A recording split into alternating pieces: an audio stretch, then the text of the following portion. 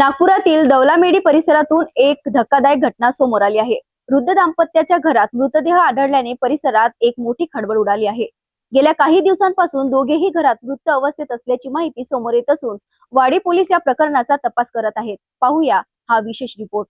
नागपूरच्या वाडी police station हद्दीतील दौलामेडी माळा कॉलनी परिसरात एक धक्कादायक घटना उघडकीस आली आहे। कॉटन क्रमांक 51 येथे राहणारे वृद्ध दाम्पत्य गेल्या 3 ते 4 दिवसांपासून घरात मृत अवस्थेत असल्याची माहिती मिळताच परिसरात खळबळ उडाली। घटनेची माहिती मिळताच वाडी पोलीस स्टेशनचे पोलीस निरीक्षक राजेश तटकरे तसेच पोलीस कर्मचारी तातडीने घटनास्थळी दाखल झाले। यावेळी सामाजिक आणि रुग्णसेवक मंगेश गमे तसेच त्यांची टीमही मदतीसाठी घटनास्थळी पोहोचली। मृत व्यक्तींची ओळख गंगाधर जानबाजी भोंगाडे वय 75 वर्ष आणि कौशल्य गंगाधर भोंगाडे वय 75 वर्ष अशी झाली आहे। पोलिसांनी पंचनामा करून दोन्ही मृतदेह पुढील शवविच्छेदनासाठी नागपूर येथील मेयो रुग्णालयात पाठवले आहेत। या घटनेमागील नेमके कारण काय अद्यापही स्पष्ट झाले नसून पोलिसांकडून सर्व बाजूंनी तपास सुरू आहे। या घटनेमुळे परिसरात हळहळ व्यक्त केली जात असून वृद्ध दाम्पत्यांच्या मृत्यूचे नागरिकांमध्ये दुःखाचे वातावरण निर्माण झाले आहे।